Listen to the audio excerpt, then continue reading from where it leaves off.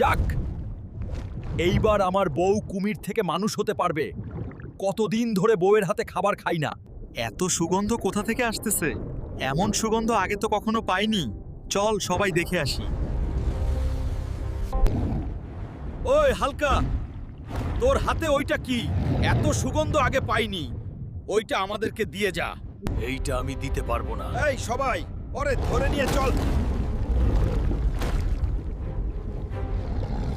মহারাজা, ওর কাছে একটি সুগন্ধ ফল আছে, ওইটা নাকি দিবে না। কি এত বড় সাহস!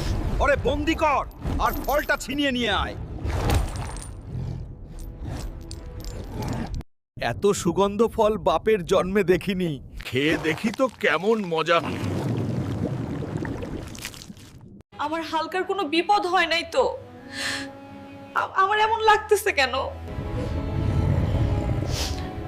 এখন আমার বউকে কিভাবে মানুষ বানাবো?